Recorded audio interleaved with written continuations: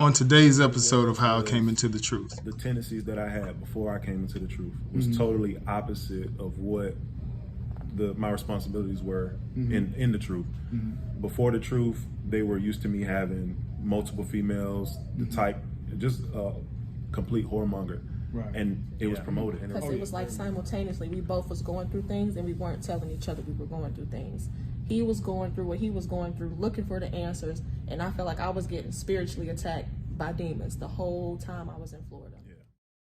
All right. I'd like to welcome you to another episode of How I Came to the Truth.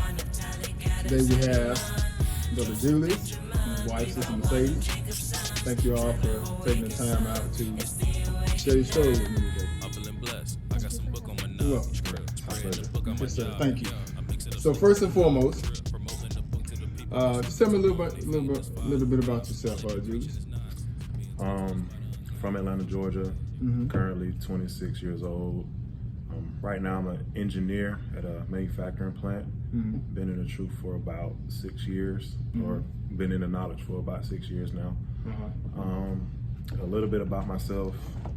Grew up with both my parents somewhat. Played sports a lot, pretty athletic, had siblings, so I was always well-rounded, so I thought. But I ended up getting in a lot of trouble as a young man. And that, once we get into that part of the conversation, that kind of was the segue into getting into the knowledge of just being curious about the existence of God. Okay. Yeah, so. Okay. So you're originally from Atlanta? Originally from Atlanta. We actually, not too far from Riverdale.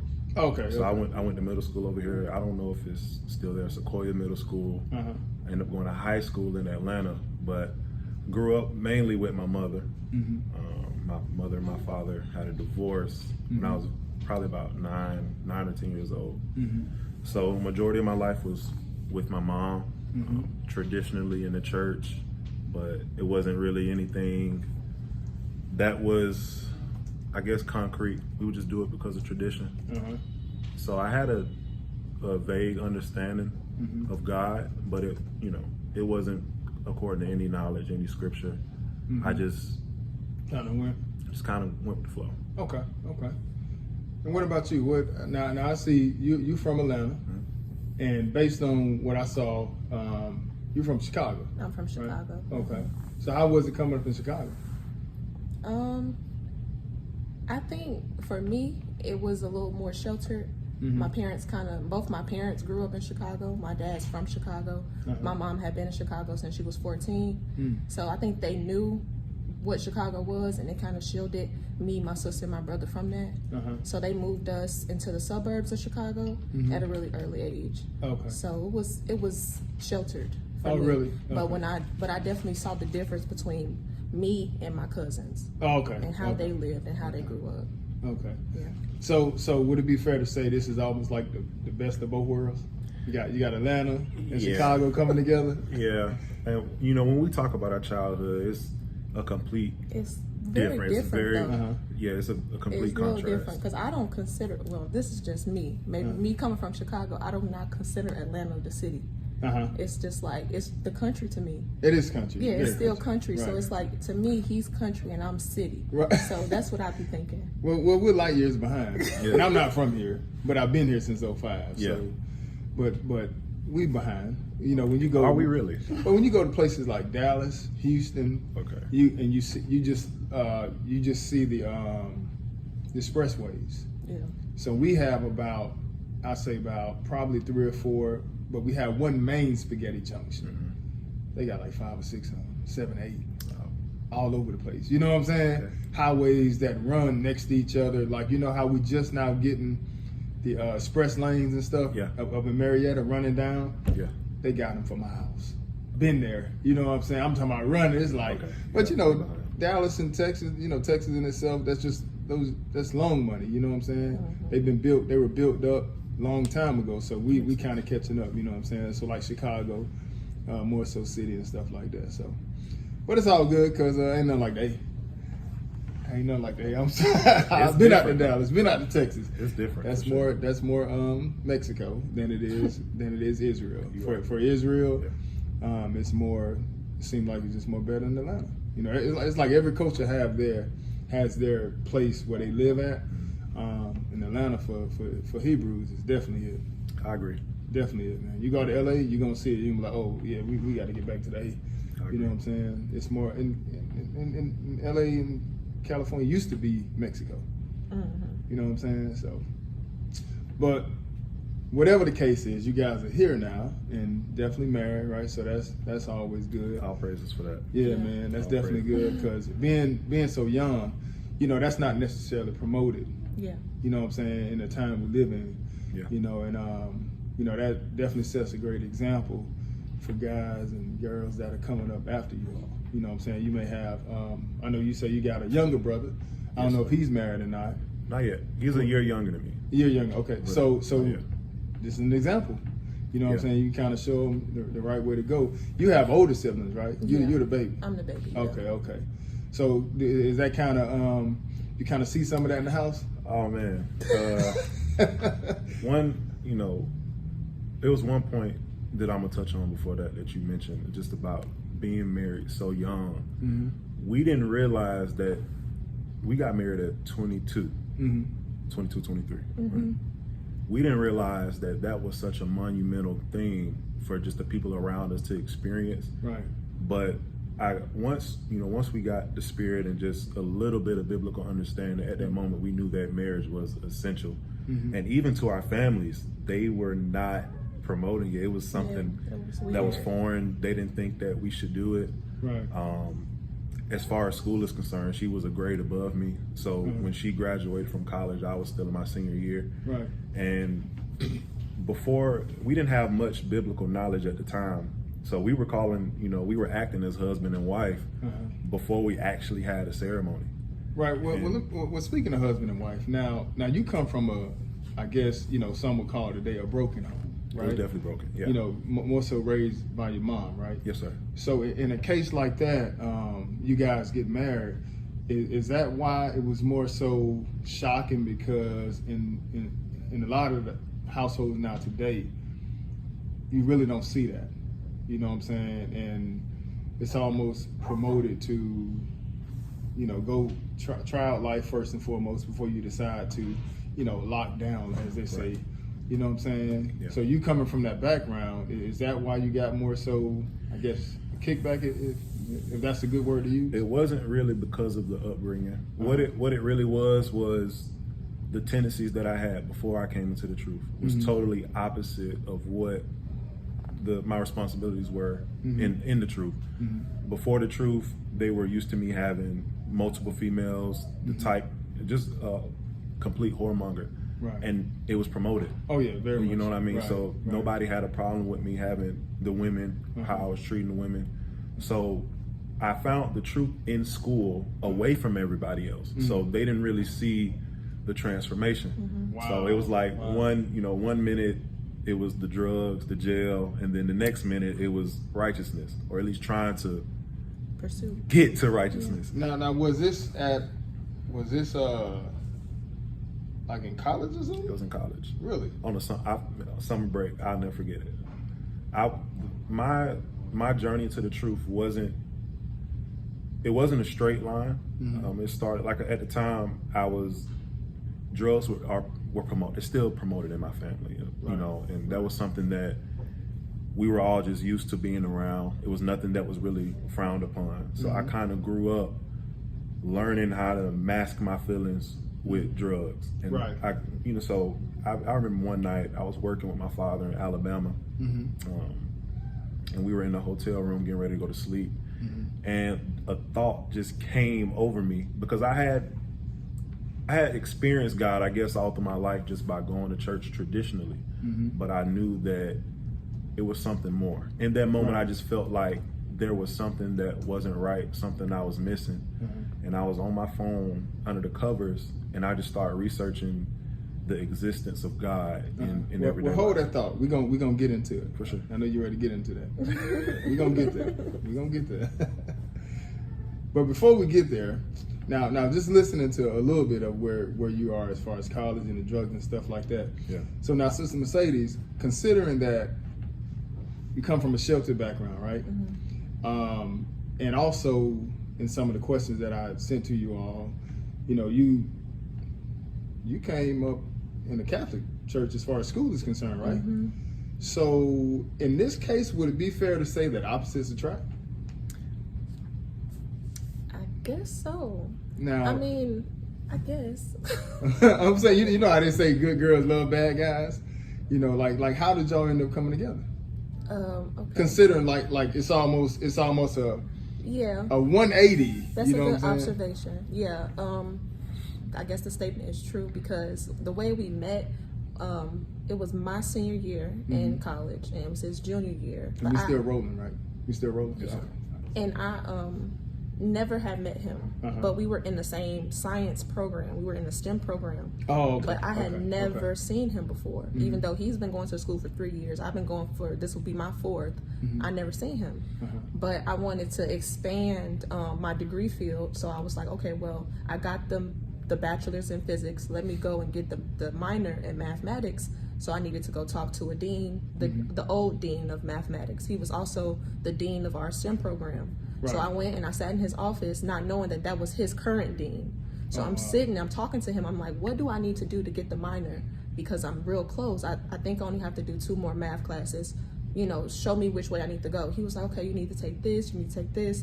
And he bust in the room. He bust in the dean's office, and he's like, Dr. Cullen, I need help right now. I'm like, and I'm just sitting there. He was like, excuse me, but I need to talk to him. So I just sat and I just listened. And he was just telling him about how much trouble he was in. He was like, I went home and I got arrested, and they told me I had a warrant in Arkansas, and I don't know where the warrant came from. They said they think somebody's using my name, and my mom called the police station, and now they're looking for me here. He said, I don't know what to do. So Dr. Cullen's was like, well, I know the police chief in Pine Bluff, Arkansas. He's like, I know the police chief. So let me call him. His name was Lafayette. I will never forget that. The police chief name was Lafayette. He was like, let me call Lafayette and figure it out. He said, you're not going to jail. And tell your mama to stop calling up there. Let me handle it. So I'm just listening. So once he calmed him down a little bit and told him it's going to be okay, just go register for class. I'm going to handle everything else. And I'm just sitting there like, oh, okay. So then he sat, and I looked at him, like, kind of cute. Like, kind of cute. So I was like, I didn't say nothing then because we were in front of the dean, but I asked the dean, I said, remember I left a fridge in your storage room back there. You still got it? He said, yeah, it's still back there. I said, can you try to sell it at the next STEM meeting? This man says, oh, I need a refrigerator. I said, you do? He said, yeah, I do, for real. I said, okay, come on, I'm gonna show you where it's at. And he was just like, okay, when I get my money next week, I'm gonna get it from you, but take my number, or I'm gonna take yours, and then I'm gonna get the refrigerator from you. Me not knowing at the moment he was running game, like, let me get your number. He did not need. That's the country. You gotta. I did not need a refrigerator. I thought you from the city. Come on now. I kind of knew though, but look, because I kind of knew. So I was like, okay, yeah, no problem. Gave him my number. We walking out the building, and I was going one way, he was going the other way. And I was like, hey. He was like, yeah. I was like, you know, you told him about some things that was going on with you, and you think somebody's using your name. I said, I don't think you need to lose some friends or lose people from your life. I think you need to gain some people. And I was talking about myself. Right. Wow. So we ended up. That's how we met. Yeah. Praise the Lord. Oh, praise. Oh, praise. Praise the Lord. Wow, man. So you guys are together now, and that's, like I said, that's a blessing. Did you back to them kind of promoting you being promiscuous or just promoting that lifestyle, you know what I'm saying? So you kind of get back to where you were as far as what happened, you know what I'm saying, because were you all together, or were you just starting to go through this journey by yourself? We were together. When you started thinking of, is that right? Yeah, I was still bad, but I wasn't dealing with any other women. But I was still making poor decisions. The difference was that she was a positive influence on me. And around that time, like I think I was infatuated with just art and math, and I was seeing videos to where everything just basically equaled God. And it was so fascinating to me at the time how basically God was present outside of the church four walls. That's all I was used to. But seeing just the evidence of creation, so to speak, that's how it started for me in math and you know, art and all of these things that dated back. That's what really started my deep dive into, well, who am I? If God is this all-knowing, all-being, where do I fit in this equation? And I mean, I dove deep, and I just never forget, I seen some brothers preaching on the street, and from that one street teaching video, Pandora's box. I dove deeper. Okay, so you coming up, right? As a young man, you weren't really involved in a lot of church activities, right? Not And you at mainly went just because of tradition. Yeah. So is that what made you question, like it got to be something more than this? I didn't question it. And this was pride at the time. I'm saying, I felt- was there a lack of, you didn't There's get just what lack it of- is? I didn't get it. Yeah. I didn't get it. It just felt like a cycle that we were doing it just because of tradition. Okay, There's no real answers or why. It was just So it was always emptiness, always. just throughout life, from Always. church all the way up. Always. There was always some emptiness there. Always. Yes, sir. Wow, that's amazing. I think that I had, and God to put the spirit on me, that spirit of curiosity, because that's what sparked everything. And once He caught my attention just with the things that I could grasp, like I said, the math or the art, He understood that once I associated Him with everything, it would have been easier for me to understand why everything the way it is, why everybody's eyes are basically covered, why the world is in darkness, why, you know, traditional church basically doesn't make sense. Right. And I think after a month of me just basically shutting off from everybody, Is that when you saw that one video? from that one video, That's when you start. just- of course, the Pandora's box started open. Yes, now, sir. now it kind of shuts everybody I off. shut everything down for about a month. Did you notice, like, what happened when you saw that? I didn't notice because Okay. I had graduated. So I moved to Florida to go to grad school. So I'm in Florida. He's in Arkansas, Alabama, wherever he was traveling for work. That's where he was. So we were separated physically, but we would talk on the phone every day. So I didn't notice. So you didn't didn't wasn't see there. this yet. I was by myself. Oh wow. Going through it. literally by yourself, for real. Going through wow. it. It was very interesting because I literally felt like God separated me, and I was just alone with my thoughts. And me as well too. Yeah, and Because it was like simultaneously, we both was going through things and we weren't telling each other we were going through things. He was going through what he was going through, looking for the answers, and I felt like I was getting spiritually attacked by demons the whole time I was in Florida. Yeah. It was Really? really bad. yeah, It was really bad, and I didn't understand what was going on. I was seeking the Lord really hard because I was scared. I didn't know what was going on. So, and me being into science so deep like I was, it started to not make sense no more. Like school wasn't making sense. What they was teaching wasn't making sense. The theories, a theory is literally what it says. It's a Right, theory. theory. It's no answer. It's no answer at the end of it. And I'm like, why don't they have no answers? I said, how am I continuously learning this stuff? I'm at the top of what I can learn, and there's no answers. And it started to scare me. Like, why am I here? What am I doing here? And I kept telling him about experiences I was having out there. Like, I was getting chased by people out there, and it was some crazy stuff. I was smelling things in my apartment. It was just a whole bunch of stuff. So while you going through this, you're getting ready to go on a journey. yeah, You're getting attacked, and you both are separated from each other. yes. Wow.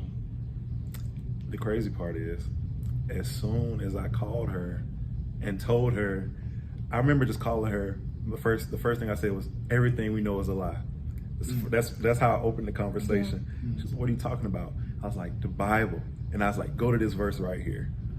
And the verse that I went to, I believe I went to Deuteronomy 28 later, Yeah. but it was later. Deuteronomy 7 and 6. Thou art holy people. And I'm like, Right.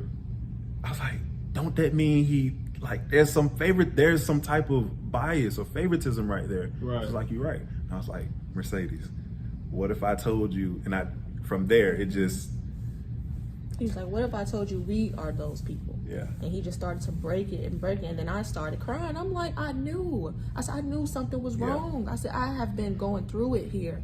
I said, I don't know what was going on, but I'm just going through it, Julius.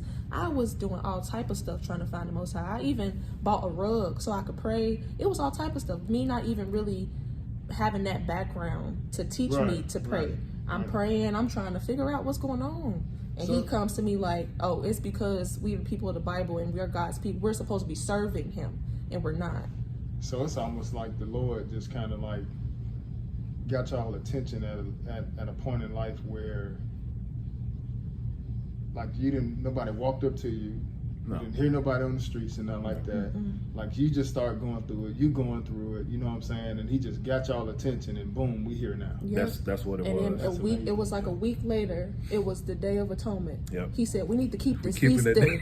It was a week later. He said, It was a week. we Yeah. keeping this That was feast our day. first. That's how we keep track of how long we've been in the that's truth. how we Is keep that track. right? Day of Atonement. Yeah. Day of Atonement. Wow. And that's my favorite High Holy Day, because it's like that got me here. Yeah. Like And we repentance. took it serious. Repentance got us from here. that moment. I mean, Yeah, repentance. Yeah. I've been through a couple cycles as a Hebrew because once I dug deeper, I was exposed to the ignorant side Oh yeah. of the Israelites at first. Well, You know. one thing I like to point out, Jesus made no mistake about it. He said, "Seek and ye shall find." You're right. You know what I'm saying? So, You're right. so I think with people searching for the word, Israelite, Gentile, Jew, Gentile, whatever it is, whoever you are, the key is you gotta seek. You know what I'm saying? Like, you know, sometimes you may feel like I'm getting closer, and it may not be it, but you got to keep going until you find it. You know what I'm saying? Right. So that just kind of adds to your point.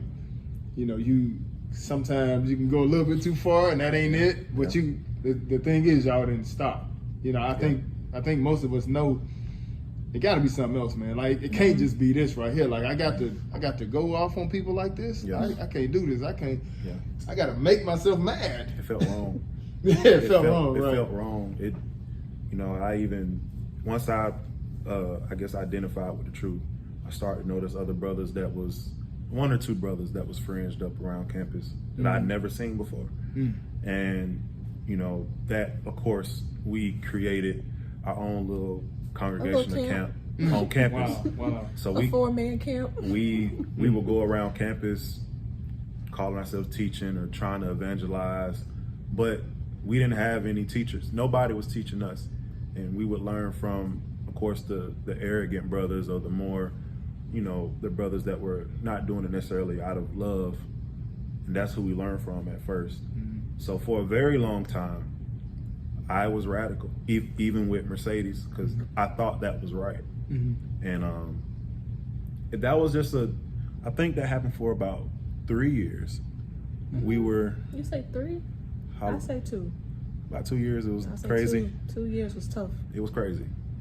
I pushed everybody away. It was Okay. tough. Oh, hold on. So you agreed that he found what you guys were looking for, right? Yes. Yeah. Absolutely. But what happened? He just went too far. No. I guess as a wife. I mean, too far to an extreme side or something. I think as a wife, I felt that he wasn't going to lead us astray. So I wouldn't say it was too far. So did you go extreme too? I would say I did go extreme. Yeah. I wasn't Wow. out rebuking and cutting, you know what I'm saying? but as far as like the relationships with family and friends, I was like, well, I could do without, you know. I'll just stop, you know. So a lot of my family I still don't speak to because of that, because I just cut them off completely, and now they feel abandoned. Right. So So because of now that- now it's like I try to say all the time, don't do what I did. You know what I'm saying? We did it already. Yeah. Jesus. We did it already. So now it's like we got to try to repair that. We're right? repairing. Yeah. Right. And then also for our marriage, I think we took some extremes there too. Yeah. Yeah. Because a lot of the scripture, I wouldn't say we took it literal. We just took it to the extreme. We were scared. We were scared. I think the fear of the Most High made us Scared. really, really technical. Yeah. Wow. And when it comes to like things like the fabric of your garments, we threw all our clothes away at one point, and we're all only your clothes away. all our Everything. clothes, and we were only wearing Everything. Wait a minute. Everything. You threw all your clothes away? It had to be 100% cotton, 100% wool. Yeah. Because of the So scripture. y'all had to that's- buy all new wardrobe? Yes, Wow. we were scared. we did that. You We scared did. me. That's good though. The fear of the Lord is the beginning of wisdom. Good understanding to have all Yeah. men to do his commandments. So, Yes, sir. so it's good to have that fear. You know what I'm saying? So, if it's gonna get you right, yeah, it's good to have that fear. Yeah. Yeah. You calm down though. You know what I'm saying? You just didn't know no because better. I understood, I didn't have an understanding of Paul's writings at the time, and I was using the law to be righteous. Yeah.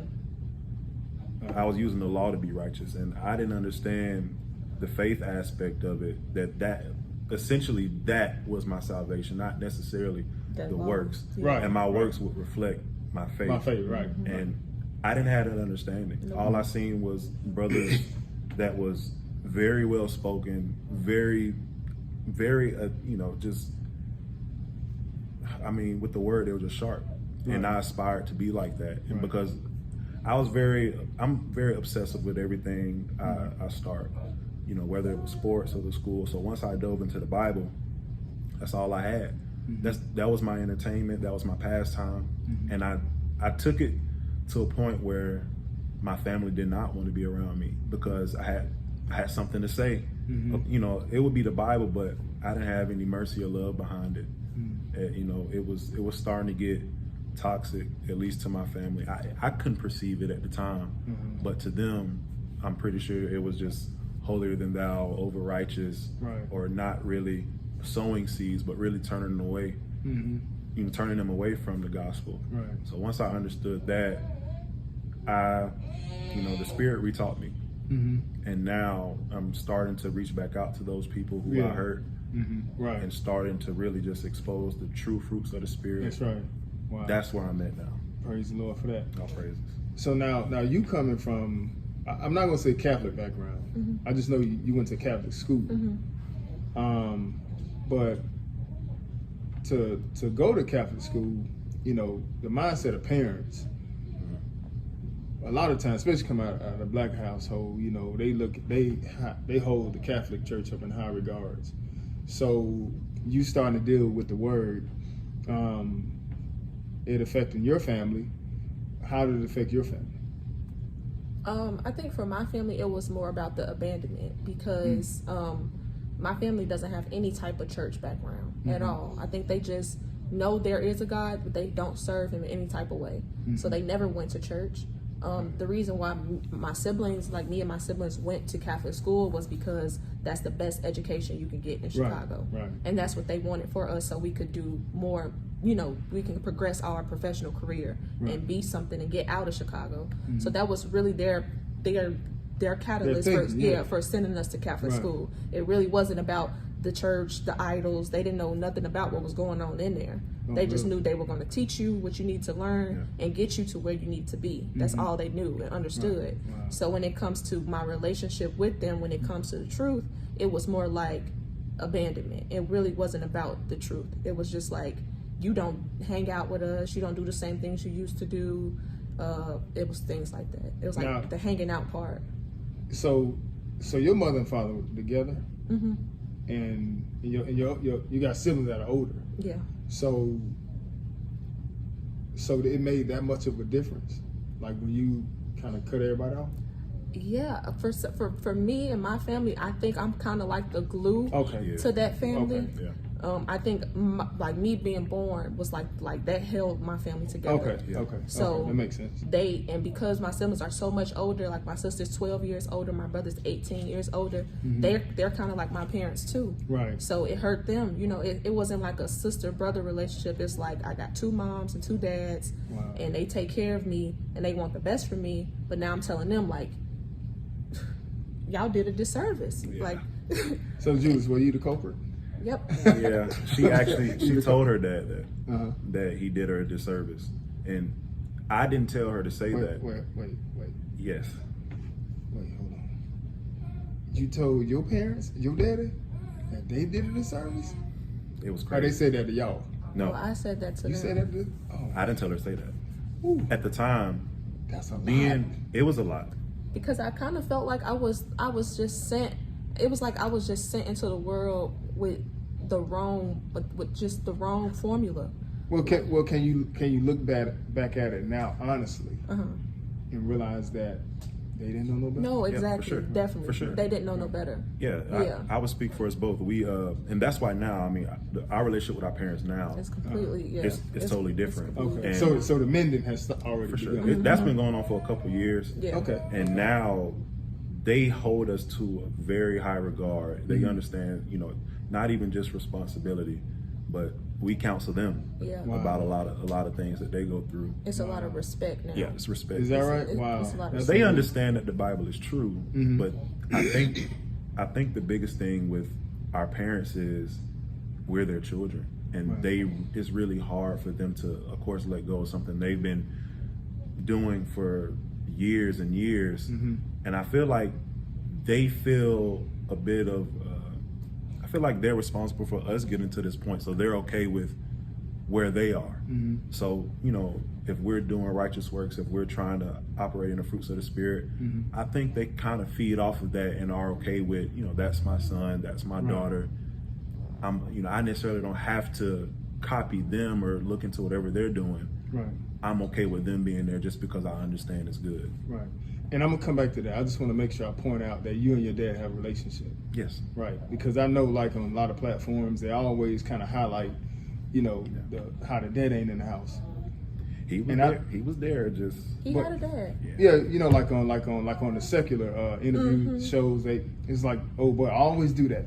Oh, you didn't come up with both parents.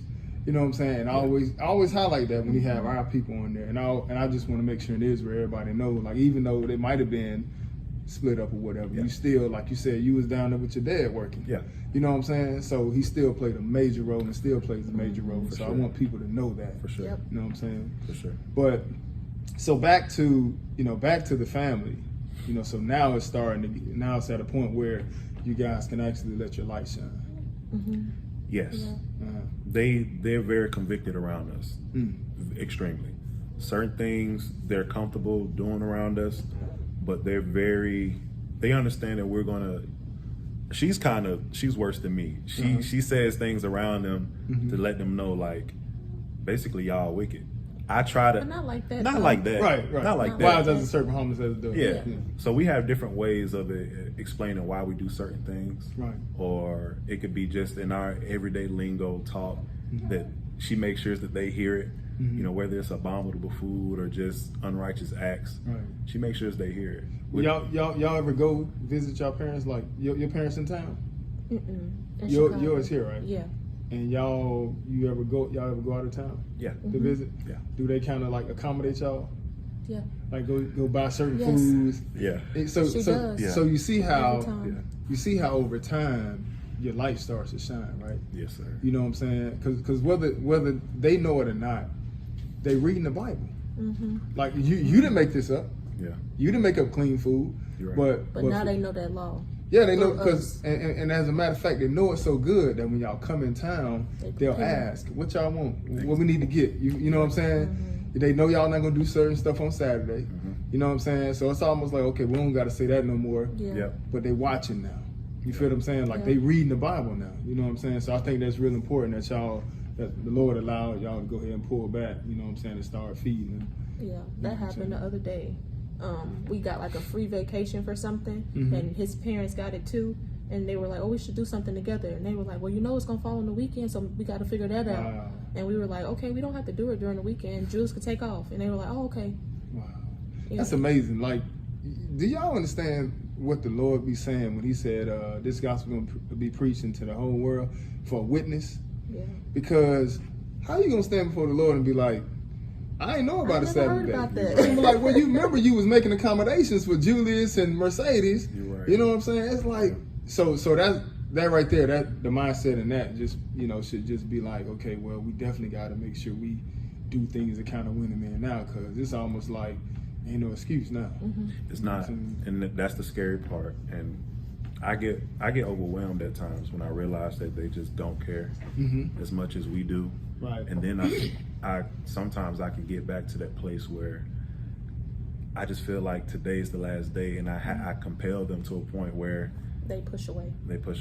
And Oh, yeah. I'm trying to learn how to contain it, but it's just this fear that comes upon when they blaspheme or when they like disobedient, or they associate the word with me or God's laws with me when it has nothing to do with me.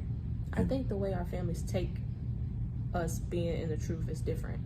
His family takes it one way, my family takes it another way. Yeah, and I think that's what's hard for him. Right. Yeah, it sucks. Yeah, they push a little harder on his side, and I Right. think it's because they do have some type of church understanding. Oh, yeah. They think they do. Oh, well, and mine doesn't have any, so well, they're a little more. That's always an issue. My family kicks more. Mine won't even come to church. Yeah. Once or twice. Both mother, brother live like within a 3-5 mile radius of me. Sister live up in Cascade, you know what I'm saying? All doing pretty well. Don't come to church because we grew up in church. Yeah. So how you gonna take this from me? Exactly. On the other hand, my wife, they didn't have that coming up. Yeah. So it's not an issue. Yeah. Yeah. So I can understand that. That's exactly what it is. My mother and my father are a bit different. Mm-hmm. I think me and my father have biblical conversations all the time. Mm-hmm. And I think with my mother, she's just more the traditionalist, she's like her Jesus type. Mm-hmm. And my father, he doesn't really have a foundation. He just goes with the flow. Mm-hmm. So whenever, he doesn't really believe in the Bible, but he goes to church. Right. Wow. Exactly. So Wow. he has whatever I say, he just takes it as gold because he understands I'm reading the Bible. And I could be wrong, but that's just where he's at. Right. That he doesn't have an understanding of the scriptures, but I assume he wants to be closer to God, but I feel like he's scared to change, which most people are. Yeah. How old is he? In his 40s? No, he's 58. Oh, okay. 58. Okay. It's a matter of time. Make that your mission. He's actually coming this Sabbath. Most Yeah, High's man. will. Most High's will. Yeah, and you see what I'm saying? Like those are opportunities, man, where you can measure where you are in this walk. Yeah. You understand what I'm saying? You can measure, okay, am I good? Have I gotten better, like to the point where I can win this person in? You know what I'm saying? And if 3 years from now you still running people off, then you ain't really got better. But if the conversation is getting longer now and longer and longer, and you finding ways for us to fellowship, outside of the word, because like you said, y'all might have been too righteous. Yeah. The Yes. Bible does speak about being righteous Overly over righteous. much. You know what I'm saying? Yeah. So you find ways to let your light shine in this world of darkness. Yeah. I mean, the light ain't really gonna do nothing, bro. You're But right. the light among the darkness, it's gonna do something. You're right. You feel what I'm saying? And so that's just one thing to always keep in the back of your mind. Even when you feel like you want to start pushing, you can't. Man, you the doctor, bro. I'm the doctor. I'm not gonna force you to take this medicine for your healing. When you want to get healed, why. And that's so he asked to come, and that's when I started having more conversations about it. And you had a conversation about tithing not too long ago, because his church is haggling at him now about Wow. tithe money. Yeah. Wow. And- Yeah, you get sick and tired of being sick and tired. that's basically. I took that opportunity to just expound upon the true history of tithes and Right. the Levites and all of those things, and I guess he really liked that. So, Lord willing, this Sabbath he come, and his journey starts right there. Right. Yeah, just take it one day at a time. Don't be disappointed if you don't come back Yeah. next week. Yeah. You know what I'm saying? The point is just the simple fact that his mind is even entertaining it. Right. That's what you got to build upon. You know what I'm saying? Like I see so many people like, a lot of young brothers especially, they want their parents to come so bad, man. And when they don't come or they don't do like they think they should do, it's almost like they get frustrated with them. And it's like, you can't, man, because like the Lord tell you, no man can come to me except the Father who sent me draw him. You're right. And I'm going to raise him up at the last day. So like the Father really has to consider that person worthy of getting his word. You know what I'm saying? You're absolutely right. So once you understand that, it's like, hey man, I deal with it slowly, and we're gonna see what the Lord gonna do. You know what I'm I'm saying? Yeah. See what the Most High gonna do on this. You're right. But so now that you guys in the Word, you know, things are kind of calming down somewhat, right? Looking at the scriptures, how does it help you understand the Word? How does it help you understand the Bible? Because now you can look at the Bible and realize it's talking about all the nations, right? But it's specifically speaking about a love story about God's chosen people from beginning to the end. Knowing that that's us, how does that help you navigate through the scriptures? In every way. Most recently, I mean, even in marriage, I've been really looking at Christ's relationship with the church. And you know, the scripture just about how, you know, we should basically treat our wives like he treated the church. So I start to look at what Christ did for the church, whether, you know, when they would backbite or when they would gainsay or have no faith, to the point where he ultimately died for the church, having ultimate love. You know, he never did anything to the church. And I'm, you know, to try to emulate that as a husband is the most challenging thing. To get to the point where ultimately I'm okay with, and I'm okay with it, dying for my wife. Being okay with her, you know, she doesn't do this much or at all. Gainsaying, backbiting, or just anything that could, I guess, be a reflection of Israel against Christ in that scenario. And not saying that I'm Christ, but just being a representation. He likens exactly husband and wife to that. Exactly. Right. And when I look at that, I meditate on that every single day, because it's an ultimate challenge to always put yourself last and serve. And, you know, I guess when I first came to the truth, brothers were more concerned with converting women into servants, not even knowing that really the husband is the ultimate servant. You know what I mean? Once me and Mercedes got an understanding of what our marriage represented and what true marriage was, it was smooth sailing. You know, we get into little spats, but nothing near what it used to be when we first got married. I think as the years go on and the months go on, it get better. For sure. It get better. And you guys are still like super young. Yeah. And it's just, so if you guys are figuring it out now, just imagine 20 years from now, if the Lord's not back. Just imagine, man, you know what I'm saying? It's going to be great. Nothing, yeah. Because the oneness is real, you know, like that oneness is real, man. It's like, and that's why I stand on that. I don't care. Nobody say, you know, let nobody come between your marriage. Nobody. So how's it been for you dealing with the word, seeing yourself inside the Bible? For me, I've been really focused on just for me, it's been the reverence part. I've been really like humbled this whole time within our marriage, being able to like examine my own self, because and he'll tell me this in a minute, you could tell you the youngest, he'll say that to me all the time. And he's like, you just get whatever you want. But me being able to hear that and actually understand what he's trying to say, is like, that's been my whole journey for our marriage, is examining myself and stepping back like, yeah, you are wrong. Yeah, you didn't look at it the right way. Yeah, that could have hurt his feelings. You need to go figure that out. And not just concerning it with myself and how I feel and if I got satisfaction out of the situation. That's the biggest thing for me and within our marriage. Well, self-examination. Let me rephrase it. Okay. Let me rephrase it. How does it help you navigate through the Bible? And what I mean by that is, like, for example, you take just somebody off the street. Don't really, in a sense, we kind of was like that. Even though we was in churches, we probably have less understanding than you or anybody else that didn't have church at all. Because it's more so hard to get false doctrine up out of people than it is, you know, that's been in church all their life, than it is to get it out of somebody who has not been in church at all.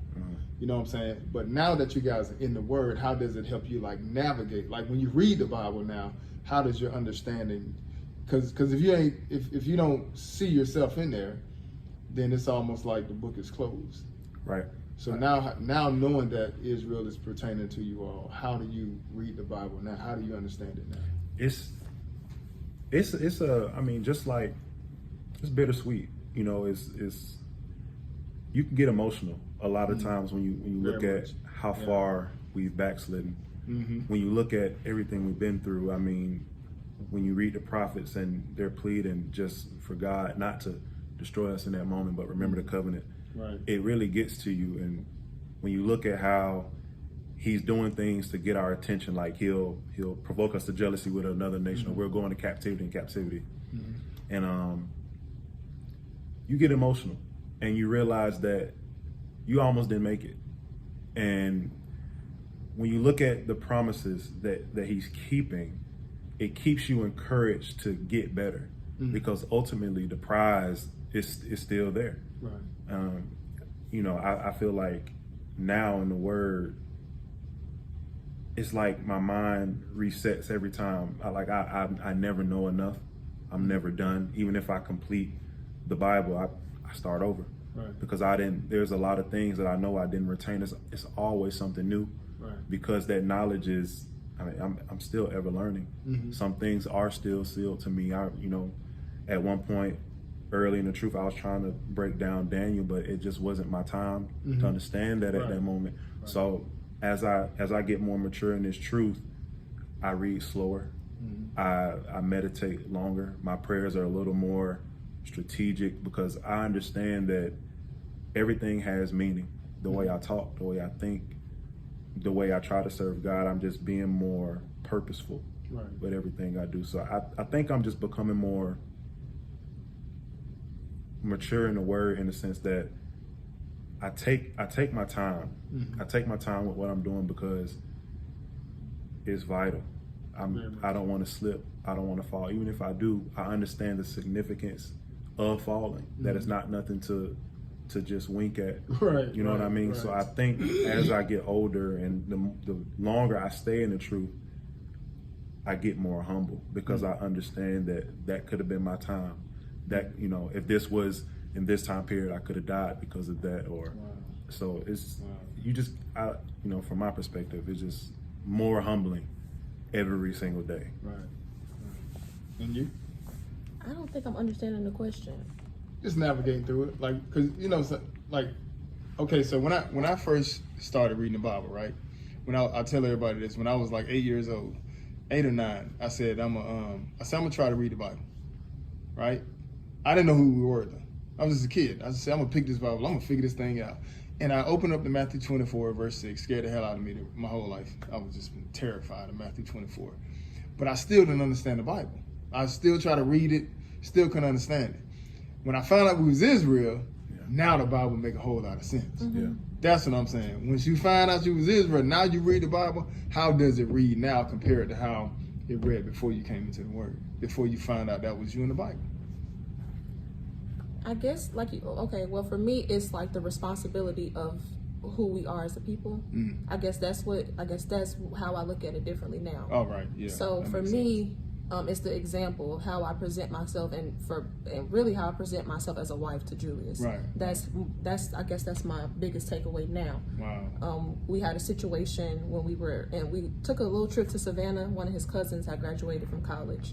Took a trip to Savannah, and we had the opportunity to sit in a circle with a bunch of people our age, his cousins, his close family members, and the word was coming out. I don't know how it came, but it started to come. It started to flow. It was coming out, and his brother was there, and he, for a long time, is like, I really would. He wants his brother to be to be in this truth, be in the Bible. Right. So he pushed hard for his brother.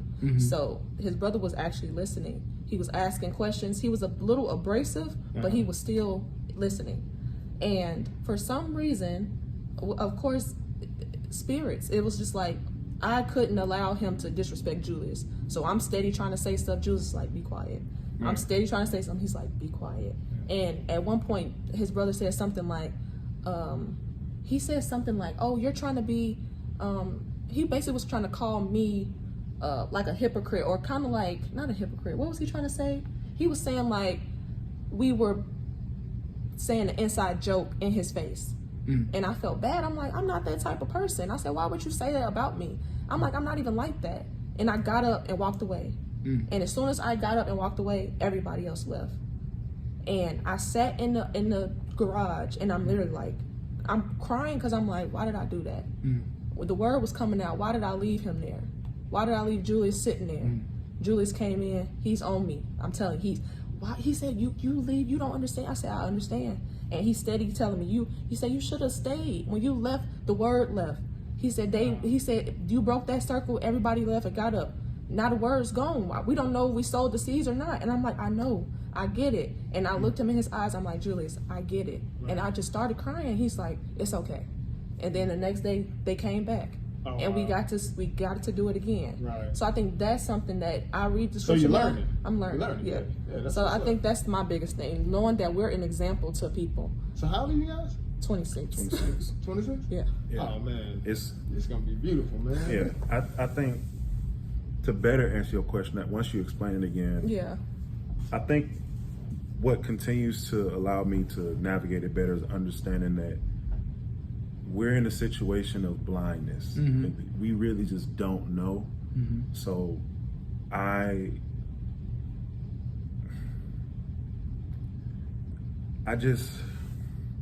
don't blame my people because I understand it. A lot of instances they just don't know.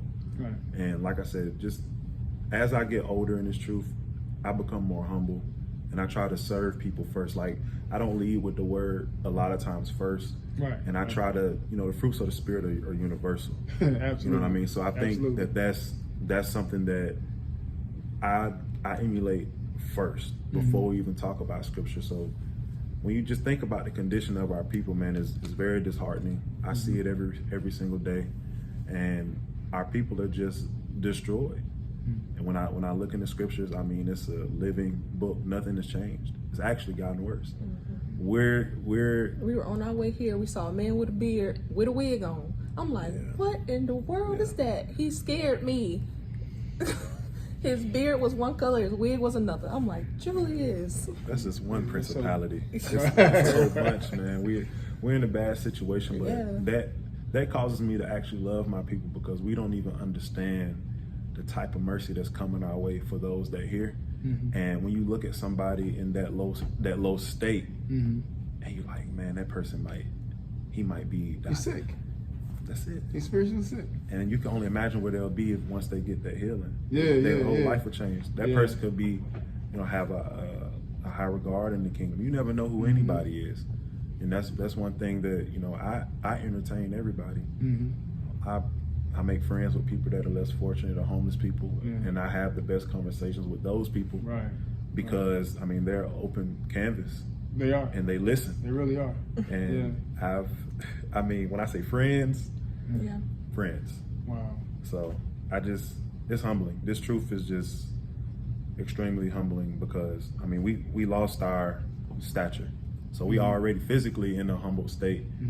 And no matter how smart we are, no matter how fast or influential we are, we have a ceiling because we disobeyed the covenant. Right.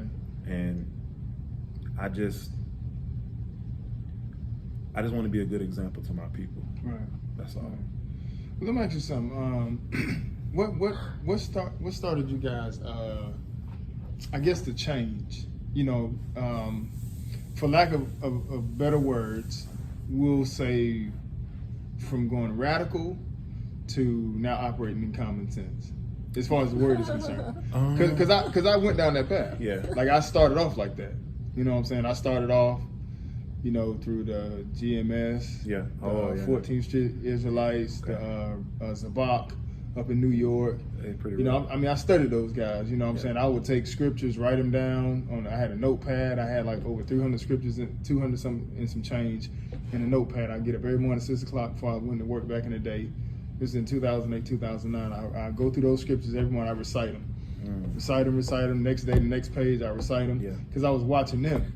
You feel what I'm saying? So when I hit the streets, I was a man. ready. You know what I'm saying? Yeah, I was just, they called me the human guillotine because I was just on fire with it. Yeah. But that's what I was watching. And at some point, but I knew in the back of my mind, like, this can't be it. You know what I'm saying?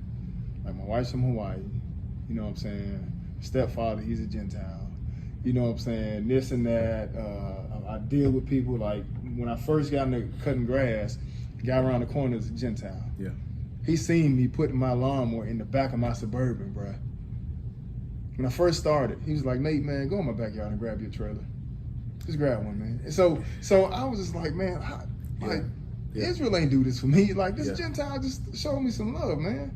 You know what I'm saying? And I was like, until I was able to afford my trailer and my zero turns and all that stuff. You know what I'm saying? I don't do that no more. But I'm just saying how throughout life, the Lord has always put Gentiles there, Israelites there, you know what I'm saying, just to help me in life. So I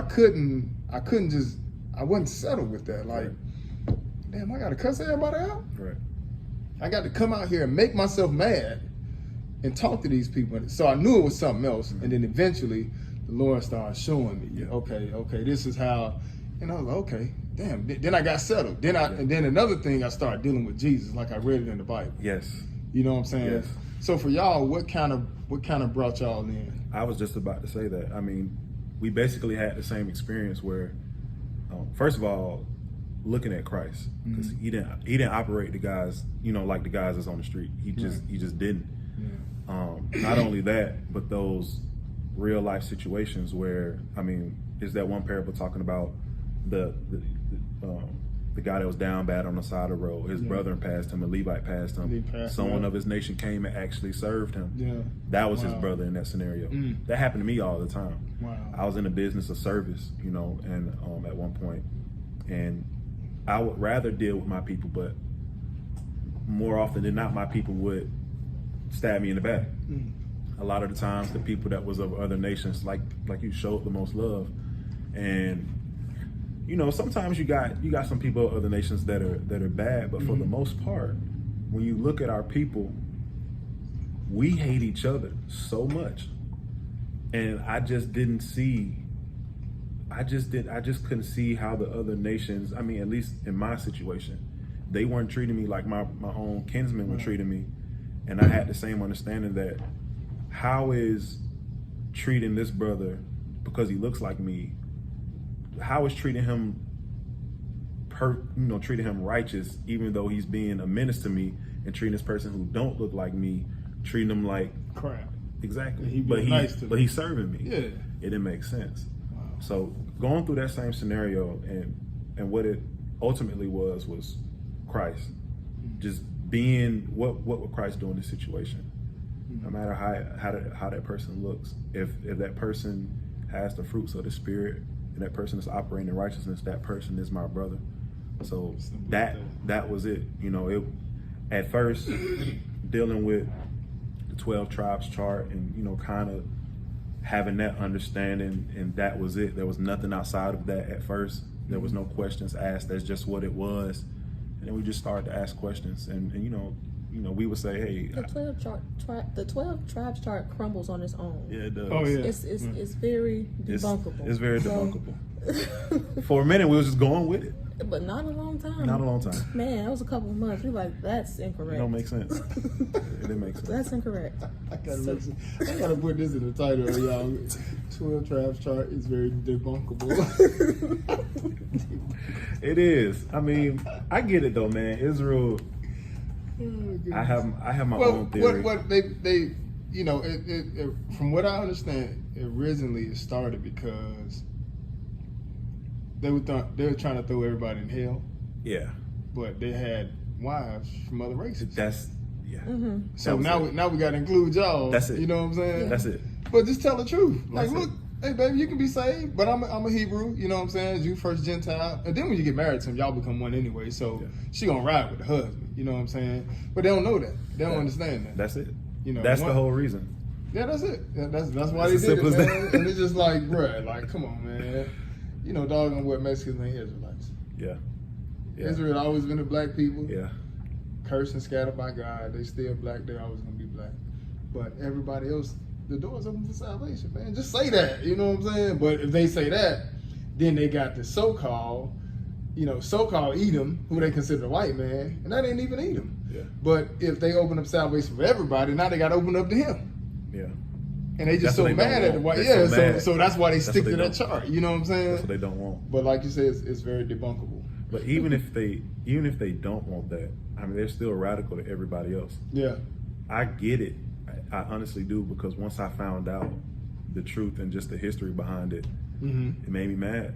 You know, just looking at the oppression of our people and looking That's at, what I was mad. And it makes you mad at people who had nothing to do with it. And ultimately, they're just filling out God's will. It was God's will for them to rule over us. Yeah. I have nobody to be mad at except But yourself. Exactly. Yeah. God swinging. We getting hit with the bat, but God is the one. The Most High is the one that's swinging the bat. Bro. That's it. You know what I'm saying? So ultimately, that's what it boils down to. We have to look at ourselves. You know, and that's why I'm very strict about not letting other people besides Israel preach this gospel. You know what I'm saying? Like, for example, like Nemo, he does some stuff on Saturdays at his house, but he speaks Spanish. That's a lane that we're not in right now. But he's still coming and getting word from us. So he do his thing, speak to those, and speak to Spanish people. You know what I'm saying? Yeah. But it's not that it's not that. First and foremost, the Lord gave it to Israel. It's our job. Yeah, we the oracles. We the oracle, exactly. And on top of that, we the ones that's getting beat down, man. We the ones dying because we didn't do our job. So it don't make sense for us to wake up and give our job away. You know, when we get to a point where we need everybody to help us, then the Lord gonna provide. But until then, we got brothers that are coming up, people that are waking up in the Word, coming out of the lineage of Israel, doing the job. You know what I'm saying? Yeah. Because it's our job to do it. You know, and the whole reason we getting beat is because we didn't do our job. You're exactly right. So considering that, since coming into the Word, how has it impacted you all's life? Every decision we make, we just, you know, we deal with this every day. I remember the last I taught you, it was a lesson that I just came up with a while ago, just about making sure God is on your side before entering battle. There's a lot of instances, especially in the Old Testament, where, you know, our people, we would go into battle without making sure that God was before us. We would lose.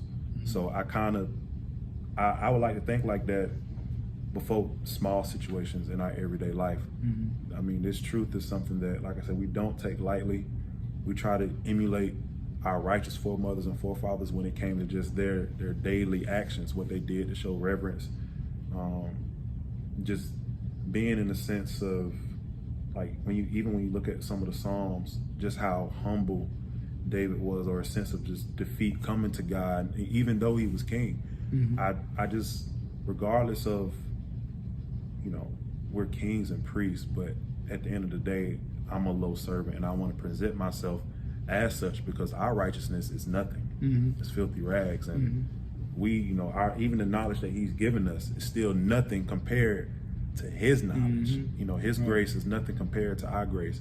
So I want to consider God before anything. You know, what I try to do most of the time, as far as marriage is concerned, I try to get it done before the night is over. Oh yeah. I try to, at least when we in the thickest of arguments, to pray right then and there, even though it might not be the most expedient thing sometimes.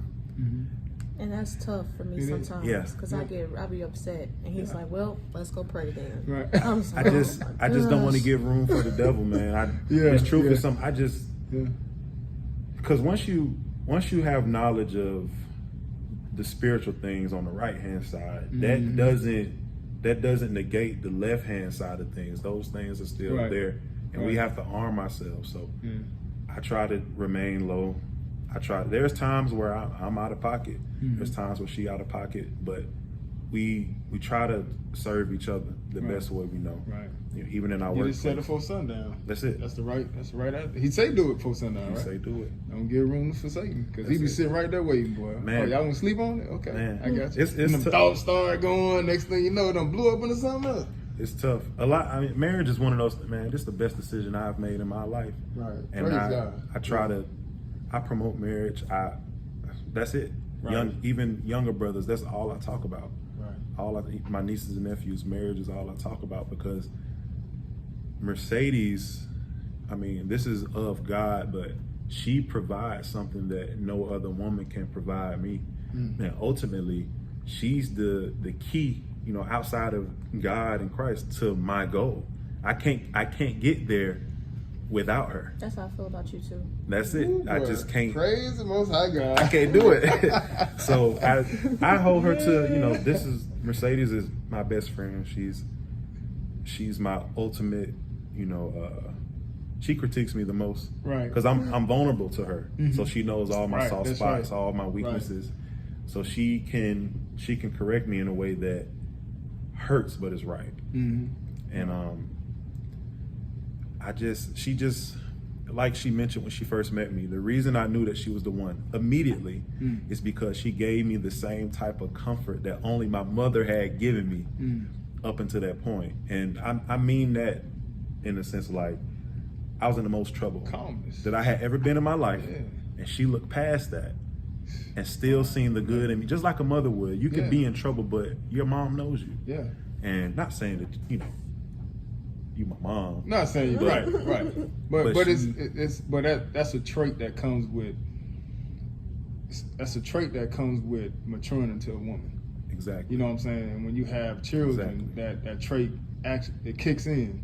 You know what I'm saying? So for y'all not even have no children, that trait to, you know, exude like that. You That's know, a so blessing. you caught it immediately. You know what I'm saying? You caught it immediately. I told her I loved her It was quick. like 5 weeks. It was. I don't think it was even 5 weeks. It was pretty quick. It We was quick. were just sitting. The next day, go and get that fridge, right? It was quick. It was quick, right? Because I knew. He said, "I've been Right. loving you for a long time." I said, "Really?" For a long time. Because, you know, things are predestined with God. Yeah. And that's what I meant. Uh-huh. I've been loving her forever. You know, Wow. she had always been the one. Yeah. It never was no other person. Right. I just met you at that time. Right. But I had always been loving her. Wow. That's how I expressed it. Yeah. So That's a blessing, man. we that's how we kick it, man. But and that's how it's supposed to be. Like, you know, I've always been this way as far as marriage is concerned. Y'all supposed to be best friends. Nobody. I mean, I know you have your homeboys and Yeah. stuff, but like I say, you Sure. probably heard me say in church before, you know, we're going to have brothers retreat. Yeah. I'm excited about it, but I want to be with we my ready to get back on the you know what I'm saying? You know. You know, and that mentality, man, is supposed to be like that. Like, Yeah. I just love my wife. I love my husband. I don't want to be without each other. You know what I'm saying? And that's that oneness. You Yeah. know. So how has it impacted your life?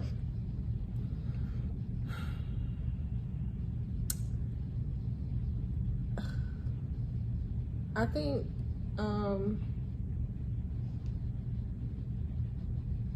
We still rolling, Julius? Yes, sir. Okay, all right. Coming into the truth has impacted my life in a bunch of ways. It's like more than I can count. And y'all it's about 4 years that y'all been dealing with the word? About 6 Since years. 2018. That's how many? It's only 5. 18, 19, Well, if you count 23. 18. Yeah, if you count 18. Yeah. So So almost- 5 years. almost 6. Almost So 6. since y'all was 20? Yeah. Yeah, basically. Man, that's amazing. Yeah. We've been. Since he was 20 and I was 21. Yeah. Yeah, that's how it was. That's amazing, man. You know, but I'm sorry. Go ahead. But I Look, think I'm that's just amazing. trying. It's all type of things, everything. I reflect. Like I said, the self-examination is really big for me. Uh-huh. Being able to reflect on the things that I say Mhm. and my attitude, because that's something I was known for, was my attitude. Right. So being I able was. to, I was as well. so just being able to be like, you know, just try to better myself every day is something that the truth has definitely helped me with. Right. But the biggest thing is just I think I agree with Julius. It's just the marriage. Oh, wow. Being able to care about somebody else to that capacity Right. and not think of self and be like, dang, I need to make sure he's okay. I need to make sure that he's straight. Right. Right. A big thing for me since we came into the truth, my journey has been more spiritual. Julius's journey has been more like acts and like physical. Like he had to change his actions, Right. and I kind of had to change my spirit. Wow. And I when we first got into the truth, I was having dreams that were just out of this world, and that would allow me to kind of reflect on the state of our people, the state of our marriage, the state of my family, just a bunch of different things. And I think those dreams translate into my prayer life. So It's real deep for me. It's real deep for me. But mine is kind of more inner. Jules is more like outward. Right. And I think my inner does express how I treat people outwardly too. Right. Though. Well, it starts there. Yeah. It starts there. Some people may be at different stages in life.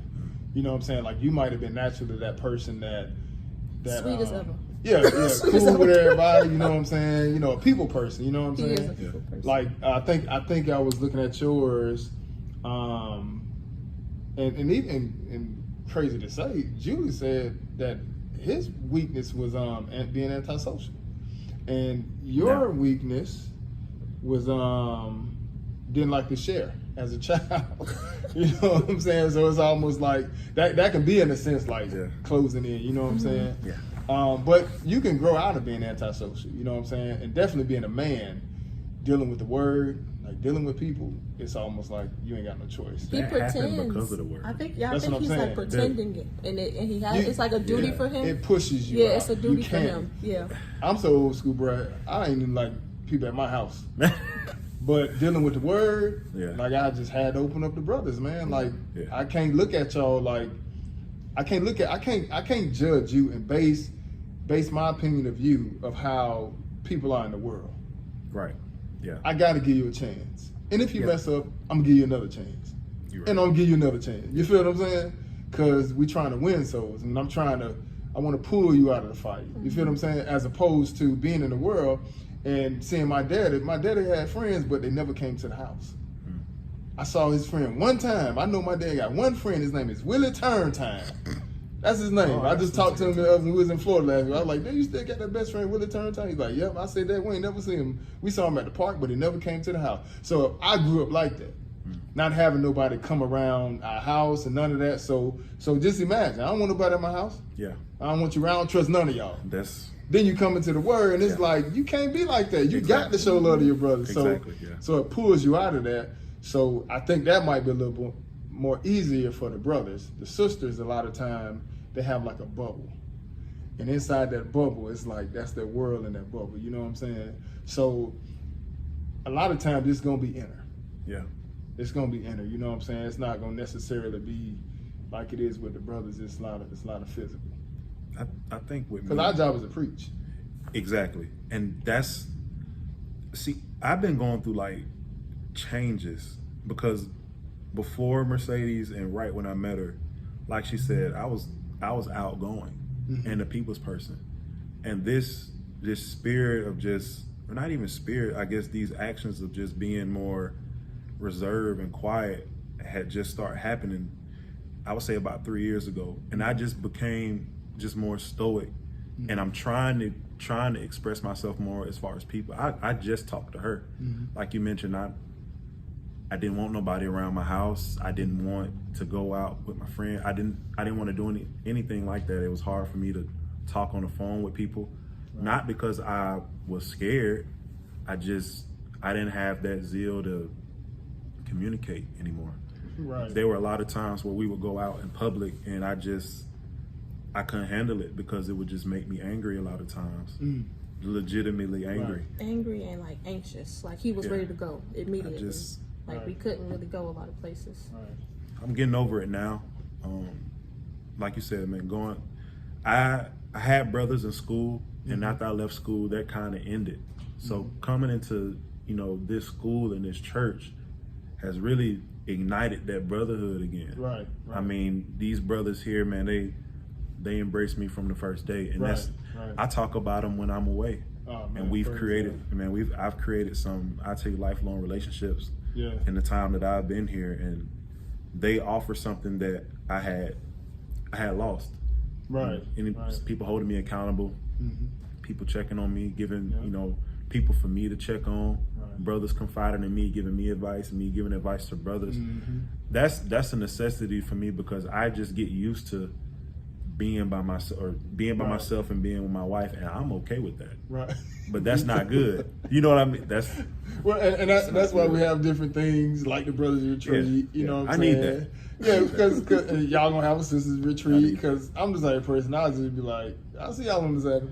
Yeah. I'll see you next Sabbath. When you see me, The next Sabbath, I'll talk. I'm good in that Right. moment. But if you ask me, like, if I have a choice to hang out or not, He'll say yes in the moment, and then we get home. He's like, "What did I do? Right. Right. Do I really got it?" I'm like, "Yes, you agreed to do it." yeah. Yeah. So yeah, That's okay. so it's definitely, who was that behind me? Cassie? Nobody. Nobody. Right there. I can't see. Can I help you? Oh, okay. Okay. Yeah, so it's definitely a learning experience. Yeah. And it gets better. And then you realize, just being in the Word for a long time, man. For the amount of time I've been in, it's about family, and it's really creating a big family, man. You know what I'm saying? So we almost done. I know we got to get ready to do Mr. Fix It, so I'm gonna go and wrap it up. But before I do, got a couple more questions. Okay.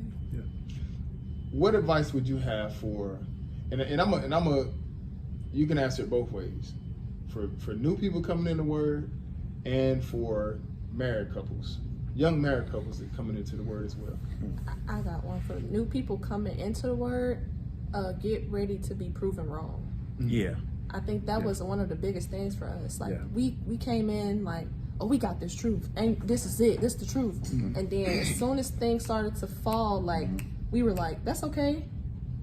The Most High took the increase. We gonna keep learning. We gonna keep learning. We gonna keep learning, and we were okay with that. It's some people that we know, whatever they know for a fact is true, they keep that. They hold on to that and they don't let it go, and they could be going in error. Right. And I think we were always searching for the right way. So I think that would be my advice. Like, it's okay to be wrong as long as you find the answer. Like, as long as you're still seeking out the truth, it's okay to be wrong. Right. I think that would be mine. Right. I could mirror that. I mean, for new people, okay. I'll give a little something different. For new people, I'll say, be real purposeful about keeping that fire, because it could go out. I've seen it go out, and you don't want to be that person that come in hot and sizzle out. You don't want to you don't want to feel like, okay, I get it now, and just coast through. You want to find something that, like you said, where you always going to be proven wrong, or you always have an opportunity to learn. And for me, it's as simple as just reading. I forget, I can't memorize all the scriptures all the time. So what keeps my flame going is, might be one thing. I would urge, new people to find that thing that sparks your interest the most early. And when you get some years under you, try to return back to that and spark that same fire. Right. So you can keep that flame going, and you can continue to stay, on the right hand, Right. On the good side of God, and don't, you never want to end up just being lukewarm. Right. You definitely got to make sure you stay prayed up about it. For sure. You know what I'm saying? I got to a point where I kind of did lose that zeal. I just prayed and asked God to give it back. Yeah. And he gave it back, man, and I ain't lost it since. You know what I'm saying? So I definitely can understand where you're coming from. That's great advice on both you guys' part. With so many different religions floating around, what impact do you think a better understanding of the Word would have on the world as a whole? A moral compass, a true moral compass. Right now, we live in a society that's based on philosophy and feelings, not really having it's similar to what the scriptures say in Romans 10. It's basically men is trying to establish their own righteousness, and we're not really gauging it off of God's righteousness. He created righteousness. He creates morality, and I feel like this truth, if the whole world practiced this, it's complete sync and harmony. Right. There would be no, mass shootings. There would be no forced, what's going on now, transgenderism, or all these practices that are so far left, right? If we just focus on the simplicity in Christ and the fruits of the Spirit, ultimately that's morals. Right. If I just feel like all of these other religions and philosophies, they're just like these wise sayings and, you know, nothing that really has any substance Right. or source.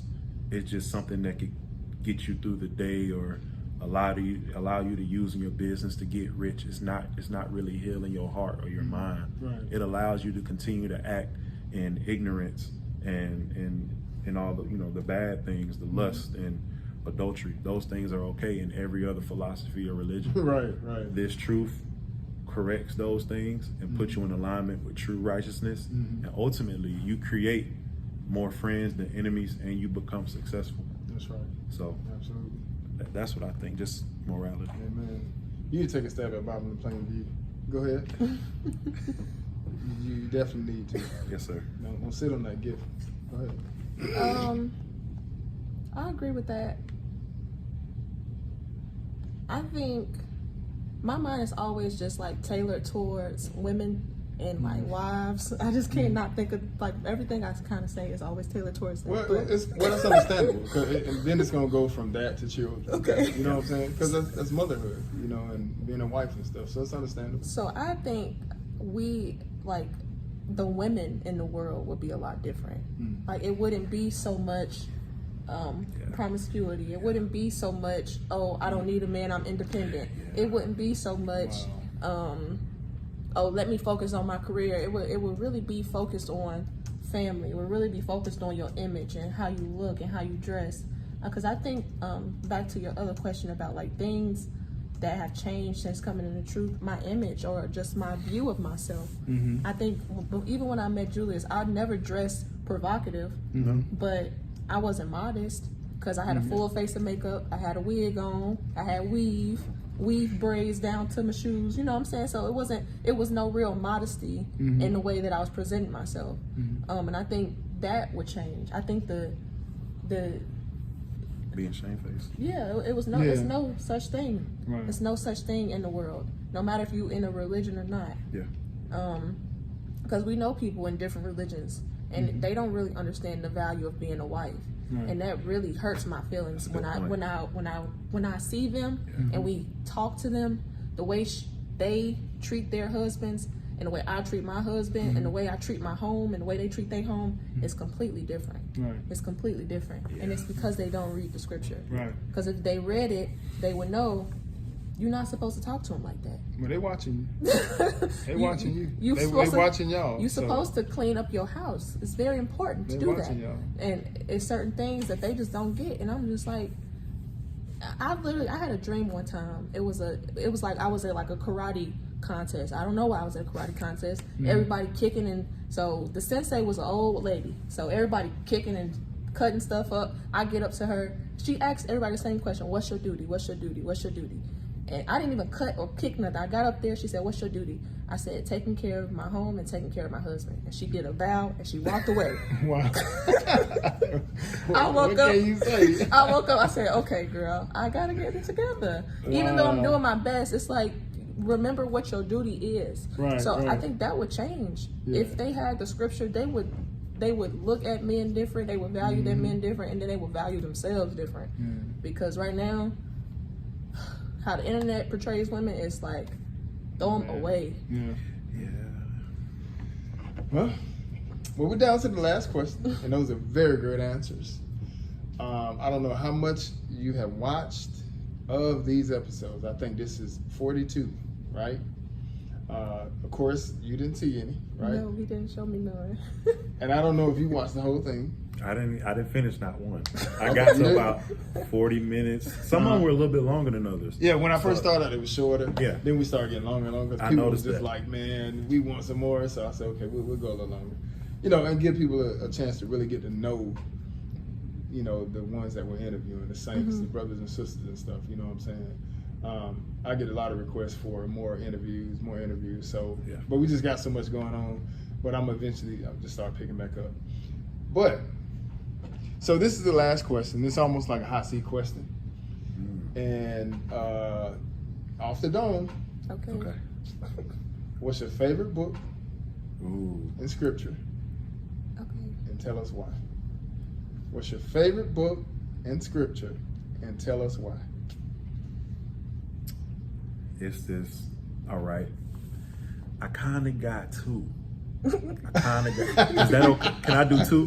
What's your favorite? It's my one? go-to. Okay. What's your favorite one? My favorite one. I love Amos 3-1. You know, of all the Okay, two families walk of the together, right? Okay. No, Amos 3-1. Well, that's 7. That's verse 7. Of all the families in the earth, I'm gonna chastise you because your iniquity. Yeah. You only for You some only reason have it just hit different, Yeah. and that was one of the first verses that made me really appreciate God's election in general. Outside of that, What's your favorite book? So your verse is Amos 3-1, right? my favorite book. Your favorite book. This is hard. My favorite book. I have to go with Romans. Okay. I would have to go with Romans. I mean, when Paul first kicked that thing off, it's just a lot of nuggets in there, just for essential living and just how we should. I mean, the whole book of Romans. I mean, you humbling yourself the entire time, under just getting really just he gets straight to the point. At least to me, Well, when that Romans 1, he going in. I love Romans. Okay. So that's your favorite one. Okay. Yeah, I All love right. Romans. Okay. All right. For you, Sister Mercedes, My favorite scripture. have you had time to think about it? Yeah, I did have time to think. My favorite scripture is in Luke. I feel like it's Luke. I think it's 9:29. The plow. Yeah. How no man that pushes his plow and looks back is fit for the kingdom. Ooh. That, Boy, that's hard right there. that's my favorite, Okay. and Wow. and I think that keeps me going. Wow. It's like because I ask myself every day, as you looking back, as you pushing, as you looking back, as you pushing that plow. I think that all the time. Wow. That's amazing. And then as far as book, before I even got into the truth, I was drawn to the Book of Job, and it still it holds dear to my heart. Yeah, it still holds dear to my heart. Well, That's a good question. Yeah. so you got Romans. Yeah. That's your favorite book. Yeah. Amos 3-1. Luke 9, I think, around verse 29. Make it And also the Book of Job, right? Yeah. Okay. Those are great. Just the Bible in itself, you know what I'm saying? Having it as. for sure. Most people don't even know. So for us, the Lord giving us this, man, this is a blessing. Because some people died and never had a chance to even, anything about Israel, coming to the truth, and none of that. So with that being said, I'd like to thank y'all. Thank you very much. Thank you. Thank you, sis. Thank you. Thank you, sis, for coming through. You know what I'm saying? Lord willing, we'll revisit in the future. I might probably do a couples That'd be fun. how coming to the truth series. You know what I'm saying? Just let the couples run it. Give some advice to people that are looking forward to getting married. And once again, thank you guys for coming through. I really appreciate it. Thanks for having us. No problem. That was good. Praise God.